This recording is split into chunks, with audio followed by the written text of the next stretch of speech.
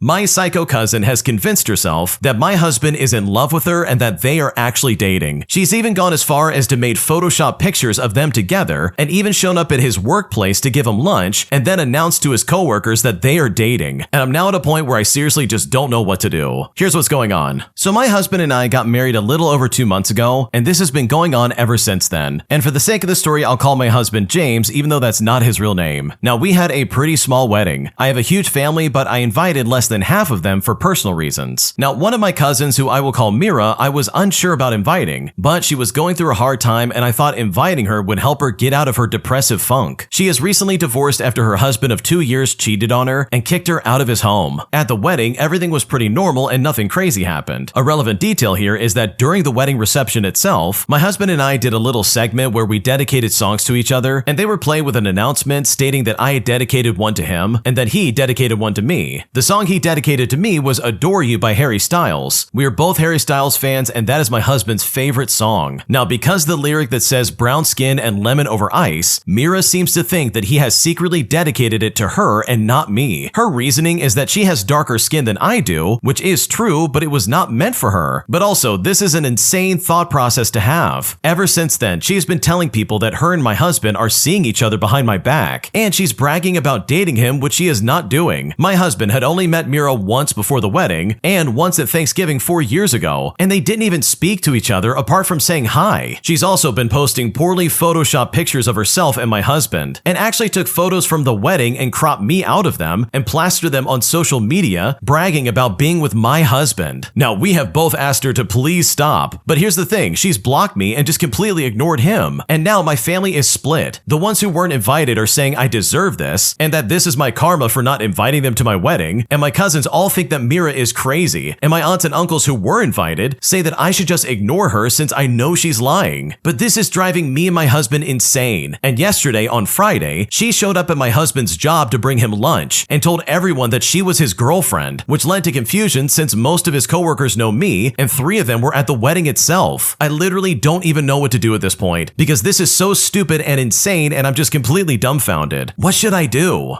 Oh my gosh, this is some crazy behavior. Like seriously, I think there might be something wrong with this lady, because she has seriously convinced herself that, oh yeah, I'm dating your husband. We've been seeing each other and this is meant to be. And it's like, what are you talking about? This is so blatantly untrue, it's not even funny. Like, I know if I was in your shoes, I would probably get a lawyer and be like, okay, you can either stop the easy way or the hard way, because this sounds really sketchy and really scary in my opinion, especially the part about her showing up at your husband's work. Like, dude, that is not okay, and that is not something I would ever let slide. So like for me, I would get a lawyer and probably a restraining order, because this is a serious matter that definitely needs to be figured out sooner than later. Like, your cousin doesn't sound mentally well and they really just seem like they need some help, but that is not your responsibility to figure out at all. She's completely delusional and trying to pretend like this is some kind of thing when it's definitely not. And just to touch on the extended family, by the way, anybody who's seriously trying to sit there and be like, oh, well, this is your karma, this is what you get for not allowing us to be at your wedding. Like, anybody who's actually saying that, first off, I can see why you were not invited to the wedding, but also it's funny because you're not denying the fact that this lady is completely full of it. She's out of her mind crazy and you're still acknowledging, oh, well, you deserve this. You deserve all the trouble that she's gonna give you. But not once has anybody ever been like, oh yeah, this is true. She really is dating James. I knew it. It's like, no, everybody knows this lady's crazy. So seriously, I really hope you do something about it, and I hope some kind of solution comes about, because this sounds incredibly scary and I just don't think this is something you should ever ignore. If you like Am I the Jerk, you're probably going to love Am I the Genius. Check it out, link down below in the description. Also, go to amithejerk.com/submit if you would like to submit your own stories.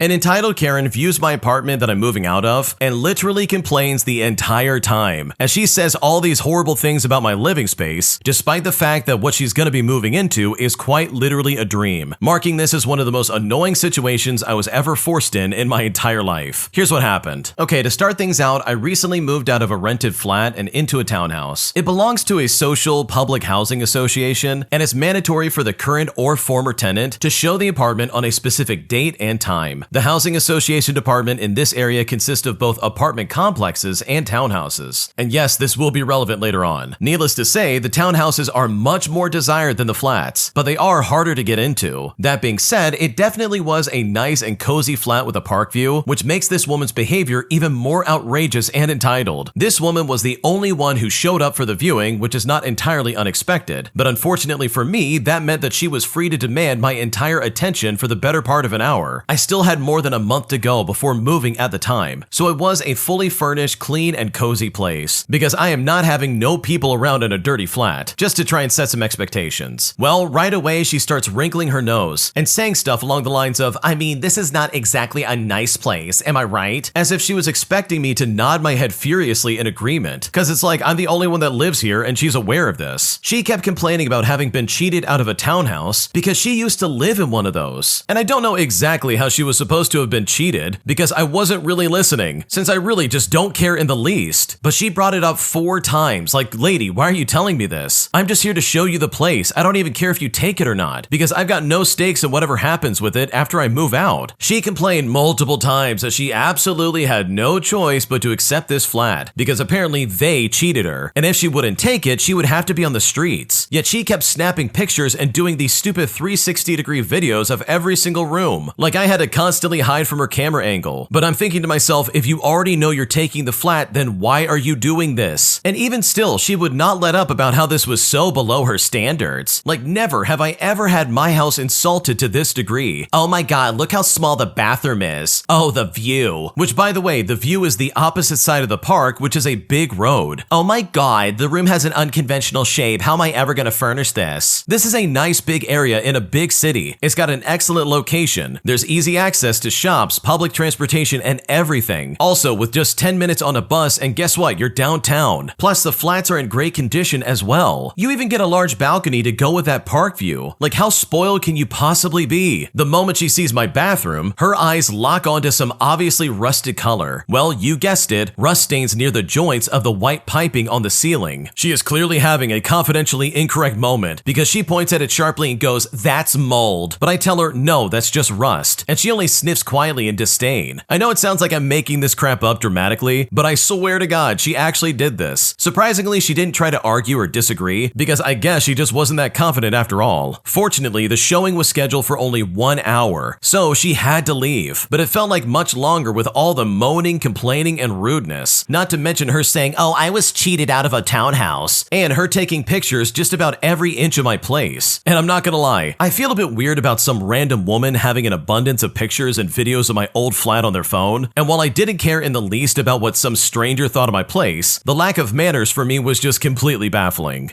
Oh man, this is so stupid. You literally have the dream place that anyone would want to live at, and this lady's trying to sit there and be like, oh, this place sucks. I guess I'll have to take it. Oh, what am I gonna do? Like, I can't stand people who complain like that and literally complain for no reason at that. Because she's just blowing hot air, dude. She's not doing anything important. She's taking all these pictures, she's complaining, she's trying to find things that are wrong, like, oh my god, that's mold, I knew it. It's like, dude, what are you talking about? Who shows up to a showing and acts like that? So yeah, I completely understand where the original poster's coming from, because if I had to do this and I also had to put up with this level of stupidity, I'm pretty sure I would definitely be losing my mind. Am I the jerk for telling my roommate that I'm not splitting the bills 50-50 anymore, since she's the one who works from home and is always using pretty much everything while I'm busy working long shifts all the time? Because right now she's very pissed off at me and I seriously just don't know what to do. Here's what's going on. Okay, so I live with my roommate who I will call Lena. We've been friends since college and decided to move in together to save some money. The rent is split evenly, but lately I feel like I've been paying way more than my share of utilities and groceries. Lena works from home, so she is constantly using the AC, the heating, the lights, the internet, etc. And on the other hand, I'm barely home because I work really long shifts. Same with groceries. I buy stuff for the apartment, but she eats way more than I do. Last month, our electricity bill was almost double what it usually is. I then asked if we could adjust how we split things since she's the one who's home all day, but when I said this, she got really defensive. She said, well, that's just part of living together, saying that I'm being petty for nickel and diming her. I told her I can't afford to subsidize her lifestyle, and if she won't compromise, I'll just get my own place when the lease is up. And ever since I said that, she's been very cold to me, and one of our mutual friends said that I was being unfair because Lena doesn't make as much money as I do. So am I the jerk for not wanting to split the bills evenly when she uses way more than I do? Because right now I seriously am not sure what to do.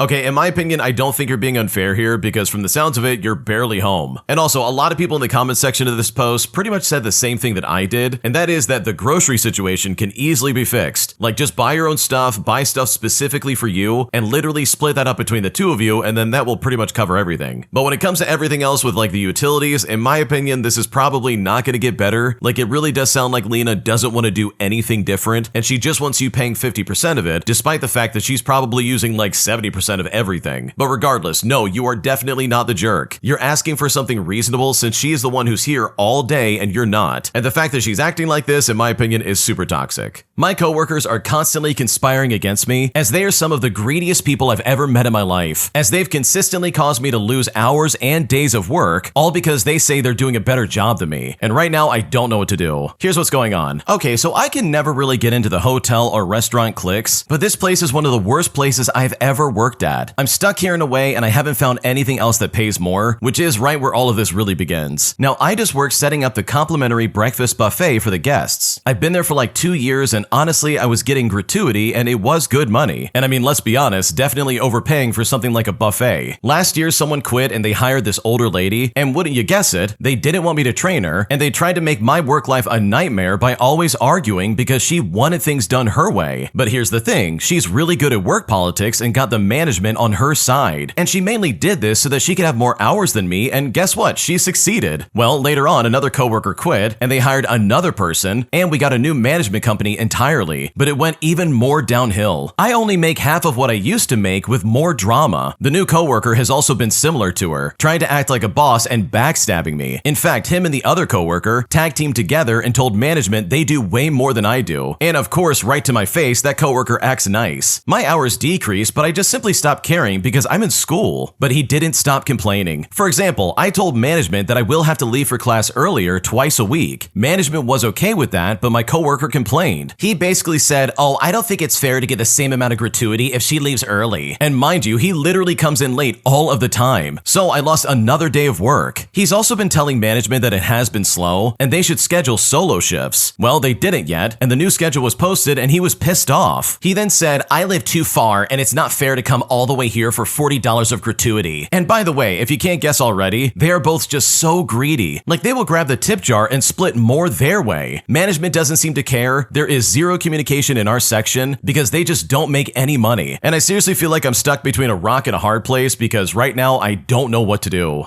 Oh man, first off, you're 100% correct. Working in a restaurant or like hospitality in some way can be exhausting. Not just from the crappy customers that come in, but also the work drama that can literally ruin pretty much everything about your job. And what the original poster described pretty much fits that bill. So yeah, you have my sympathy. This sounds like a nightmare and I just really hope it gets better, or you're able to find something a lot better than this. Because this kind of hostility in the work environment is not going to be healthy and it's only going to make you miserable. Am I the jerk for suggesting that my mom get a job, as she currently is getting a divorce from my dad, who has been the breadwinner for their entire relationship? Because right now she's pissed off that I would even say that, despite the fact that I'm literally paying for her rent until she gets back up on her feet. Because right now this whole situation is weird and I just don't know what to do about it. Here's what's going on. So my mother is in a financial bind at the moment. She is currently going through a divorce with my father, who has been the breadwinner their entire relationship. She wants to move out and start fresh, but this has caused my mom, who has no money, to reach out to me to cover her bills. I've covered her cell phone bill and I am in the process of moving her wireless account over to mine. On top of that, I've also paid her attorney fees for consultations. I've also told her that I would cover her rent for a new place so that she can get on her feet, and she was very grateful about this. However, it became clear that there were other things that would need to be paid for first. Things like gas, food, utilities, etc. Further, she wants to live in a really nice place that's going to be around $3,000 a month. And for reference, I live in a small town, so $3,000 can get you a really nice place. I did tell her that I would be fine covering her rent for a new place, but I would like to see her get a job to pay for her other bills. And when I said this, she did not take this very well. She told me that since she is in her mid-50s, she should not have to work a $10 an hour job. Instead, she's pressuring me to give her money to start a business selling things on Whatnot. I told her this was not a good idea and she should focus on her mental health first. I told her starting any sort of business right now is such a bad idea. Well, needless to say, she is very against getting any kind of job. But I told her that it's non-negotiable for me, especially if she wants me to pay her rent. And now she's very upset that I would even bring it up. So am I the jerk here? Because right now I don't know what to do.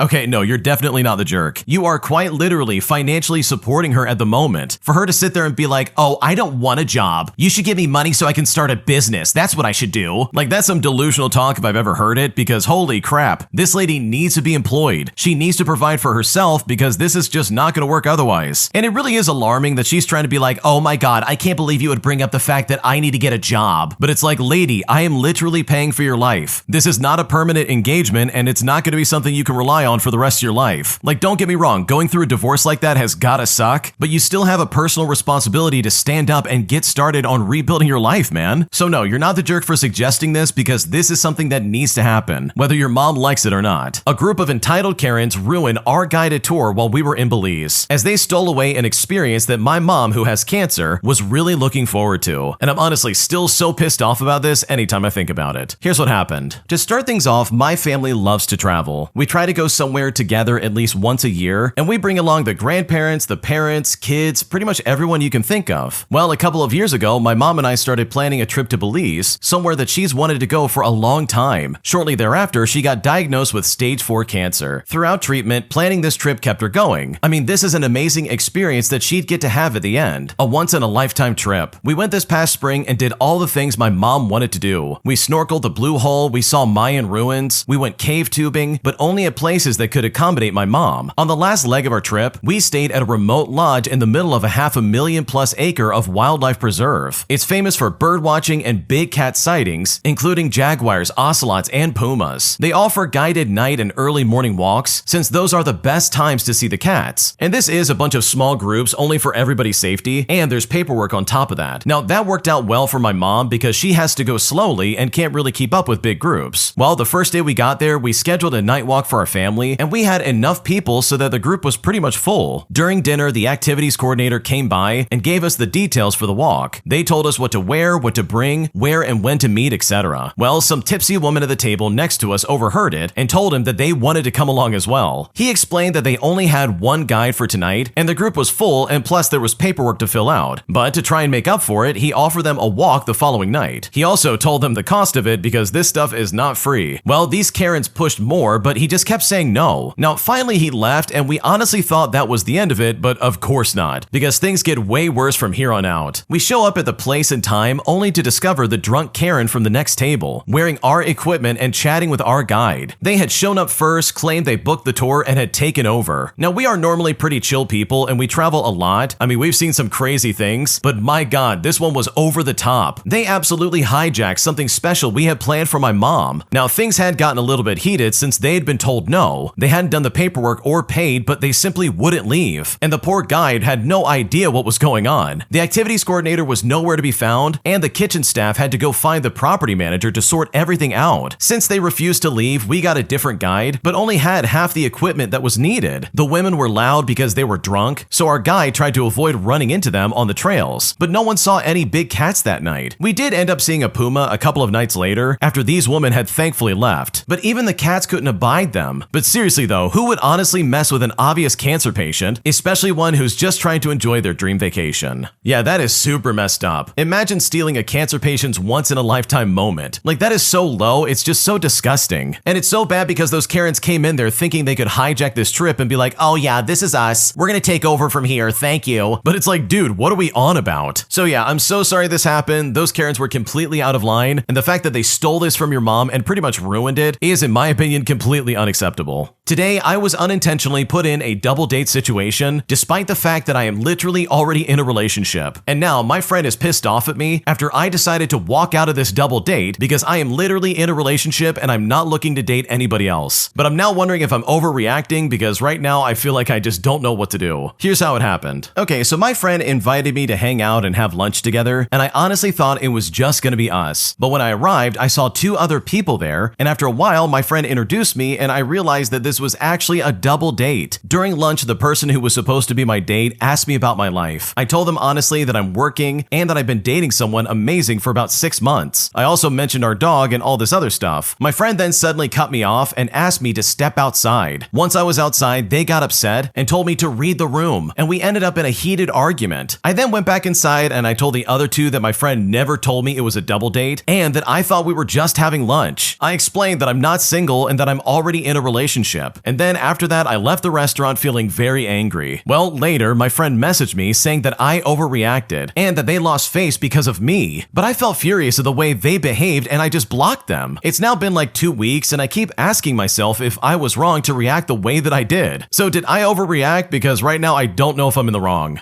Oh my gosh, your friend's an idiot. Who in their right mind would bring someone along for lunch and be like, oh, by the way, you're gonna be going on a double date without realizing it. No, I don't care that you're in a relationship. Why would I? It's like, what are they doing? They know you're in a relationship. They know you're not single. And then they try to be like, hey, what are you doing? You're ruining the thing that you never wanted to be a part of. Come on. And it's like, dude, what's going on right now? What are we doing? This is so weird and crazy. Like, this is some crazy behavior. So no, you're not overreacting. I would freak out on someone if they did that to me. But the one part that just really makes me laugh is how they're trying to be like, oh, I lost face because of you. But it's like, dude, the original poster did not affect their reputation at all. If anything, it probably confirmed what it really was, them being a scumbag to other people. So yeah, this whole situation is really dumb, and in my opinion, you did not do anything wrong. An entitled Karen goes nuts and attacks me over a children's toy. Things got so bad that the police had to show up, and eventually, this entitled Karen got arrested. Here's what happened. First, a bit of backstory. I have a 5-year-old girl that is best friends with my neighbor's daughter, who has special needs. The two of them are inseparable. My wife had bought our daughter a toy a few weeks ago as a reward for doing all her chores, as well as being awarded as Student of the Week in her kindergarten class. She immediately took it over to the neighbor's house, and the two girls love to play with it. It's one of those toys that comes with accessories, slime, stickers, stuff like that. Well, since then, this particular toy has been featured on a very popular morning talk show and is now pretty hard to find. My daughter's friend's birthday is the day after Thanksgiving, and she asked if we could buy her friend the same toy as her gift. We couldn't say no to her request for her best friend, so we started looking online to see if we could find one. After a few days of no luck, one of the very popular stores had some in stock at a store about 30 minutes away. I hit the road to try and get my hands on one before they were all gone. And this is where everything went down, and I honestly still can't believe that it happened. I got to the store, grabbed a shopping cart because I was going to grab a couple other things while I was there, and walked straight to the toy department. I looked around for a few minutes before I finally saw the toy I was after, and lo and behold, there was only one left. So I grabbed it and I put it in my cart. I was so glad I finally found one. I started to walk away to continue shopping when I heard a voice behind me say,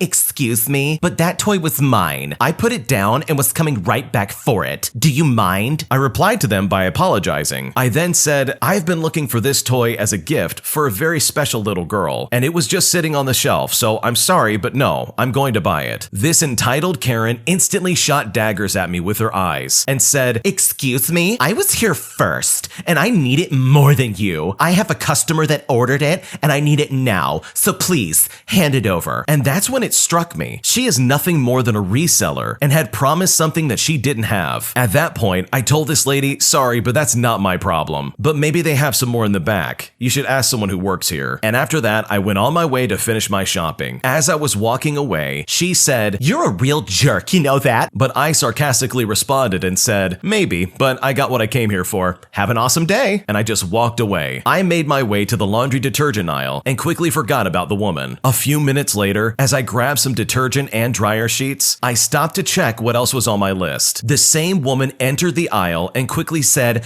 there you are. Listen, I asked an employee and they said that there aren't any in the back and they don't know when more are coming in. I would appreciate it if you would do the right thing and just give it back to me before I find a manager and tell them that you took it out of my hands. I quickly responded by saying, what are you talking about? This toy was on the shelf and nobody else was around when I picked it up. So please, leave me alone. You can't have it and that's it. I tried to walk away out of the aisle, but that's when this entitled Karen went crazy. She stepped in front of my cart, reached into my cart, and tried to take the toy. So I quickly pulled the cart back and said, what is your problem, lady? Get away from me. She then tried again, but this time I put my hands on the toy before she could grab it. She then dug her nasty nails into my arm before I smacked her arm away with a loud, lady, get away from me. And this is when the entitled Karen went into overdrive. She instantly started screaming for help at the top of her lungs. Naturally, a bunch of people quickly came over to see what was going on, and there I was, a 6'3" man with tattoos and a shaved head and a beard, standing there as she threw herself onto the floor. Yes, she actually threw herself on the floor, screaming for help. I thought to myself, this is going to end badly for me. 2 employees who were a couple aisles over came running. Now there were a few people and the employees looking at this Karen on the ground, pleading for help and screaming for someone to call the police. The employee asked what happened while helping her up from the floor, and she immediately lied and said that I attacked her and took her items from her cart. I quickly stated that this crazy lady is lying and that she attacked me and then threw herself on the floor to try and get me in trouble. A manager shows up and asks what happened, while the Karen is standing there with crocodile tears, saying I assaulted her over the toy. I quickly denied the false accusation and demanded the police be called. The manager had the police called and I waited right there. The lady had a crowd of people around her, all of them consoling and looking at me like I'm some sort of woman beater. All the while, she is telling everyone around her what a monster I am and that she intends to press full charges against me for assault. After about 10 to 15 minutes, 2 police officers show up and start to ask questions about what happened. So I explained what happened from the beginning all the way to the end, and she told her twisted fairy tale. The officers then asked to look at the security cameras, so we were escorted to the manager's office, and while one of the officers reviewed the footage with the manager, the other officers asked for our IDs and stepped out of the office, most likely to check for any warrants. After a couple of minutes of the officer reviewing the camera footage and her continuing to lie about what actually happened, this officer asked the entitled Karen, "Ma'am, I'm only going to ask you this once. Would you like to change your story about what happened?" And at this point, I instantly smiled from ear to ear. "What are you talking about? He attacked me and I want him arrested." The officer responded, "Ma'am, that's not happening." He then turned to me and asked if I wanted to press charges for assault, and my answer was, "Oh, absolutely." The Karen went pale as a ghost. She went on a tirade. Just then, the second officer came back into our office, handed me back my ID, whispered something to the other officer, and then asked the entitled Karen to stand up and put her hands behind her back and arrested her for an outstanding felony warrant along with assault charges. The manager apologized to me for all the trouble as the entitled Karen was let out of the office in cuffs. The officer photographed the scratches on my arm for evidence, gave me a copy of the report for court, and wished me a nice rest of the day. The manager even gave me a $50 gift card that I used to pay for my entire purchase, and I went on my merry way. All of this over a toy and some self-entitlement. You know you've got some serious issues when you attack somebody over a children's toy. This man's literally just trying to get a gift for his daughter's friend, and this lady flies off the handle and attacks him. And this isn't the first time that she's done it, apparently. Fantastic outcome in my opinion, and it's so cool that he got a gift card that basically paid for everything. My girlfriend constantly says that she is going to cheat on me, and she tries to pass this off as some kind of joke, and at this point I just don't know what to do about this. After a month of me and my girlfriend dating, I told her about my parents' relationship and about how my dad cheated on my mom. Ever since then, she'll constantly bring up cheating and always say, "I don't know, maybe you're gonna cheat on me." Or she'll say something like, "What if I cheat on you?" When I confront her about saying this, she tells me that it's just a joke and that apparently it's supposed to be funny. But I don't think anything about cheating or even implying that she's going to cheat is in any way, shape, or form funny or a joke. All it does is just cause problems in our relationship and insecurity for no reason. The last time I confronted her about it, she completely dismissed me. She said, "I can't believe you would think I'm this type of person. I just joke about it, but I would never be the type of person to actually do it. You don't trust me at all." To me, this makes no sense. It sounds like she is trying to defend herself with whatever came up in her mind at the time. Because if you weren't that type of person, why would you even mention cheating all the time? What is the point other than just trying to make me feel insecure or somehow feel jealous in some way? I mean, if your significant other constantly told you that they were going to cheat on you, eventually it'll get into your head and it will always be at the back of your mind. Another thing I don't understand is why she doesn't understand where I'm coming from. Because even her biological dad cheated on her mom, which is the reason her parents got a divorce in the first place. I thought she, out of everyone, would be able to empathize with me. I'm honestly at the point where I'm just so lost in this situation, and I truly don't know what to do. Your girlfriend in this situation sounds incredibly toxic. I mean, it sounds like she's almost intentionally poking the bear, like she's figuring out this one thing that you don't like, and she just keeps saying it over and over again, probably just to try and get a rise out of you. And if that's the case, then that's just terrible. You've made it very clear that this is triggering for you and you don't like it, and that when she says this, it only makes you feel insecure and causes problems in your relationship. And I find it so hilarious that even when you try to confront her about this, she's still deflected, basically trying to make it sound sound like you're the one at fault here by claiming that you don't trust her, when in reality, she's the one that keeps saying she's gonna cheat on you. Like, how is this your fault? So I would definitely take a good hard look at this relationship, because there is no way this is appropriate in any way, shape, or form. She is playing with your emotions as some kind of toy, just to try and get a reaction out of you. And in my opinion, that's a big red flag. My girlfriend's mental health issues are causing some serious problems in our relationship, and I honestly don't know what to do. So me and my girlfriend have been dating for around 9 months. We get along really well, but her mental health issues cause serious problems in our relationship. As a child, she was physically and mentally abused by her father, and she was also cheated on by her first boyfriend 2 years ago. This landed her in the hospital a week later due to her mental health issues going on. A few years have passed, but she has developed many mental health issues as a result. She has severe anger issues, PTSD, anxiety, and depression. I really feel for her and try my best to help and understand her, but these things cause severe problems in our relationship. She loses her temper quickly when we're having arguments and has yelled and screamed at me often. She also feels like she's misunderstood and that she's not heard, even when I'm practically understanding her. She is also insecure due to the fact that she got cheated on, and as a result, she now has irrational fears. She sometimes thinks that I'm gonna leave her for someone else if I don't send a good morning text or something like that. She was much more remorseful of these things at the beginning of the relationship, but now it's like she finds things to be mad at about me or upset with me about, so that we're equal in terms of who has caused issues in the relationship. There have even been times when I'm literally trying to talk to her about an issue, and it feels like she's arguing with herself and escalating the situation for herself because she isn't listening to me. Every other day, there's something big or small that she is upset about with me. The other day, we were both having family issues, so due to that, I was not as available to support her when she was upset. I was not on my phone that much, and I told her that I'm not in the best mood, so I want to just lay in bed and not be on my phone. I asked her if she was upset with me, and she said no. Later on, she calls me and I declined, saying that I am talking to my sister and that I'll call her back. When I called her back, she declined and texted me asking if I need something from her. I said that she called me, and she replied that she does not want to talk to me about anything. This was kind of frustrating at the moment, especially because I was also dealing with family problems. But I texted her back and I said, what did I even do right now? And she started saying stuff like, oh, this is what I was afraid of. This is why I didn't want to say anything. I kept asking her what I am doing right now because I was so confused. And she just told me how I don't even care that she was upset and that I'm only worried about the fact that I'm having a bad day and that I'm too busy being upset and defensive, even though I was just asking her what I was doing. I just wanted to know what was wrong. I said that I don't like that she's saying that because I consider those things as comments about my character, implying that I only care about myself, which is not true. She told me that I'm taking it so personally and I don't even understand what she's saying. A few minutes later, she kind of lost it and started going off on me in all caps. I was confused but getting angry because I felt that it was unfair what was happening. She kind of has convinced herself that if she loses it now, it is because I push her to her limit and don't respect her trying to leave the conversation. Essentially, what she wants is that when we're having an argument and she says that she wants to leave, she wants me to literally drop everything and not even send another text after that. I said that sometimes what I need in a conversation is to get what I'm saying off my chest. So I would prefer if I can just text her what I'm saying, and I told her that she can leave. She does not have to even read it in the moment, but she said that it is selfish of me to say that when I know she has anger issues and that she can't not check her phone if I text it. I just don't feel like my needs matter as much as hers at times, and I don't know what to do with all of this. I really do love her and want to be with her, but these things cause a lot of issues in our relationship. I know I am not perfect. I make mistakes too, but there is a lot that comes with her, and she kind of also tries to equal out the damage that's being done to this relationship by admitting to her mistakes, but also assigning me the blame or projecting things that she's done onto me, just so she can try and make herself feel better about the fact that we're having problems. What should I do? Your girlfriend definitely sounds like an emotional mess, and in my opinion, she's being very immature. Like, you can't even text her after she's like, oh, I want you to drop it. Like, she literally just wants to try and get the last word so that you can't say anything to continue the argument. When in reality, two functioning adults really should be able to talk openly and honestly and get things off their chest. Why are her needs so much more important than yours? Because that's exactly how she's acting. I totally understand that she's got anger issues, PTSD, anxiety, depression, but that is her responsibility to manage. And mistreating you is not managing those those symptoms. I'm honestly surprised that the original poster didn't mention that this person is in therapy or anything like that, because if they're not, they definitely need it, because this is exactly what not to do in a relationship. She's not managing her own symptoms. She's not doing anything to try and alleviate how she feels. It seems like she's taking no steps to try and better herself. And if I was in that relationship, I would be miserable too. It seems like the original poster is walking around on eggshells. Her mental health struggles and traumatic past doesn't excuse her failings as a partner, as well as her terrible garbage behavior. At the end of the day, the original poster is their boyfriend, not their therapist. And based on what I'm hearing, I think therapy could be a very good option for her if this relationship ever wants to continue. My husband makes small arguments and complains a lot about things I do, all while right in front of my friends. And it's making me very uncomfortable, and I don't know what to do. I recently got married, and we've been together for 3 years, and just recently moved together to a new city for his job and my school. I love my partner a lot, but I feel a little embarrassed when I bring him around my friends because he can start small, weird arguments just to try and make fun of me, which to me can feel like he's complaining about me. He tends to argue about small things, whereas I'm a very go-with-the-flow type of person, and I'm open to other viewpoints. For example, we were in the car with my best friend and her boyfriend the other day. Her boyfriend asked me how to get back to our house, and so I told him. My husband then started arguing and saying that wasn't the correct way. I kind of shrugged and I was like, okay, whatever, and I tell him that I just go this way because that's how Maps takes me. But he kept arguing about it. My friend and her boyfriend looked at each other and said something like, oops, sorry, we didn't mean to open up a can of worms. Later that night, my best friend asked me if everything was okay between us. And to be honest, I feel like my husband normally does this only with me though. Another example is tonight. We met up with a couple of friends from my school, and this was his first time meeting them. Apparently, the first thing my husband asked when they were alone was if they get stressed out because of school. And then the next thing he told them was that I get very stressed. He then shared a couple of times he felt I was stressed out because of my schoolwork. I felt this isn't the case, but regardless, I felt embarrassed. And he still shared this with them. Later, my friends asked me how we met, and we were telling them exactly how it went down. And every detail I said, he kept arguing and saying that it wasn't correct. My friends also responded to my previous friends by basically apologizing for accidentally starting an argument. And then they joked about how it seemed like we had been married for years. I felt so embarrassed that a heartfelt story about how we met turned into something a little awkward, especially since we just got married recently. So I still feel like we're in the honeymoon phase and excited about our relationship. It felt so strange that he was correcting me, especially in an almost annoyed or aggressive way. Does anyone have any thoughts why he might be acting like this? How can I bring this up, or is there a way I can better handle the situation? For me, I just try to smile and laugh it off when it happens, but sometimes that just doesn't seem like enough. What should I do? The way your husband's acting is really inappropriate. The fact that he's putting you down in front of your friends and intentionally sharing embarrassing stories just so he could try and humiliate you is really disgusting in my opinion. And that is not just something you should laugh off and smile about. You have every right to be upset over that. Here you are trying to invite him into your friend group and introduce him to people that you care about. And instead of being cordial and approachable, he decides to humiliate you and talk down to you. And that's just really unfair. He's supposed to be your husband, your partner. I wonder if this happened previously in the relationship and maybe there were just red flags that got missed in the beginning. But regardless, I think it's time to put your foot down and stand up for yourself. You need to pull him aside and say, hey, I don't like the way you talk about me to my friends. It makes me feel bad and it really hurts my feelings. Something along those lines to let him know that this is not appropriate behavior. Because I think it's safe to assume that you would never do that to him. You would never go to his friends and put him down in front of his friends. So hopefully this conversation works out in a good way for you, because this is a really weird way for your husband to be treating you, and you do not deserve to be treated this way. My wife and I broke up for a year and a half, and I dated someone else, and now she is currently pregnant. Now my wife is furious, and I don't know how to fix the situation. So my wife and I have been together since high school. We were each other's first everything. First boyfriend, first girlfriend, first kiss, everything. We married when we were 19 years old, and now we're in our 30s. And 5 months later, after we got married, we became parents to a beautiful baby girl. And after all these years, we've had 4 more kids. In 2021, we hit a rough patch in our relationship. We are arguing like cats and dogs, and we went out of each other's way just to hurt each other. Then one day, after just constant arguing, I hit her with the words, I want a divorce, and she burst into tears. She ran into the room and wouldn't let me in, and I just left. A week later, we told the kids that we were getting a divorce. I stayed with my parents for a while, and our divorce process began. During our divorce process, I began dating a new woman. We'll call her Sarah. That's not her real name. time.